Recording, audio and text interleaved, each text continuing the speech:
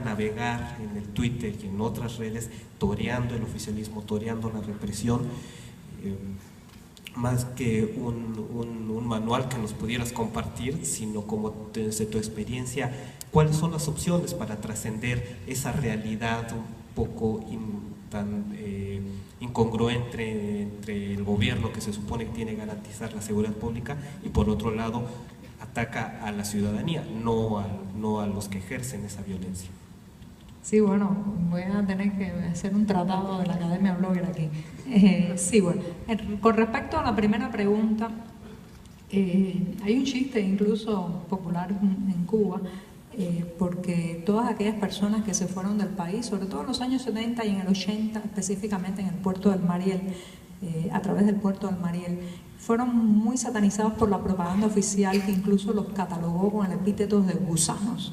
Y hay un chiste popular que dice, bueno, esos gusanos regresaron un tiempo después convertidos en mariposas, en el sentido de que al final, cuando algunos de ellos visitaron la isla años después, se convirtieron en el sustento económico de sus familias, ¿no?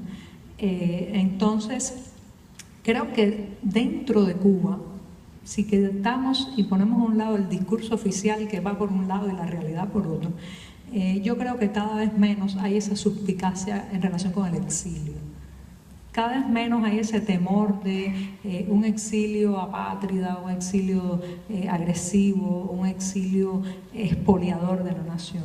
Lo que yo percibo en la gente es que cada vez hay más gente consciente de que, bueno, hemos dejado de ser un país contenido en una isla para ser una nación que está en muchos lugares. Eso hay que empezar a respetarlo, ¿no? De todas maneras, fuera de Cuba he podido viajar a Miami. El año pasado fue la primera vez. Tengo una parte de mi familia en Miami, como casi todos los cubanos. Y lo que me encontré realmente no fue ese deseo de vamos a por ellos o vamos a ocupar la isla.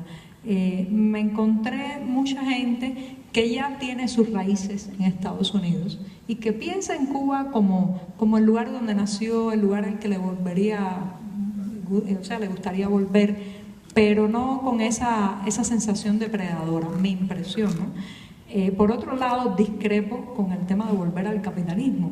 Cuba vive un feroz capitalismo. Lo que pasa es que a diferencia de otros países que viven un capitalismo feroz, nosotros no tenemos empresarios y dueños, nosotros tenemos un Estado que es el gran patrón, que gana todas las plusvalías, que controla todos los recursos, que determina qué podemos comer hoy o cómo podemos vestirnos, que extrae de la fuerza de trabajo unas enormes ganancias y a cambio nos da migajas. O sea, yo no creo que vivamos en el socialismo, creo que vivimos en un capitalismo bastante brutal, pero bueno, eso podríamos discutirlo. En torno a la segunda pregunta de Twitter, cuando un gobierno ya empieza a ponerle límite a las redes sociales, algo está mal allí, porque se supone que esos son espacios ciudadanos, espacios que se han ganado las propias personas para opinar, informar, intercambiar. Está claro que no todos en las redes sociales pueden ser profesionales de la información, que tengan comprobado cada tweet con 2 fuentes, yendo al lugar de los hechos, ¿no? O sea, las redes sociales tienen mucho de nosotros mismos, tienen esa premura a veces, esa pasión que nos hace cometer errores y visiones exageradas. Por tanto, cuando un gobierno empieza a regular eso, algo está muy mal.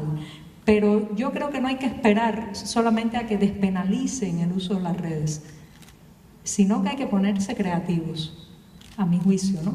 Protestar por un lado para que no interfieran, pero por otro decir cómo vamos a solucionar esto. Hay muchos mecanismos. Esa misma imagen que les decía hace un rato de imaginen que sacan el teléfono del bolsillo y no tiene cobertura, no tiene red, no tiene wifi, no tiene datos. ¿Qué se hace en esos casos? Hay muchas maneras y en algunas partes del planeta hace mucho rato estamos teniendo presencia en las redes sociales de esa manera. Los mensajes de solo texto, las señales de humo siempre pueden llegar a funcionar en un momento. El pedirle a un amigo vía telefónica que escriba un tuit por nosotros, sé que no es lo óptimo, pero que la censura, el control y los límites que pone un gobierno no sean la mordaza. Sí.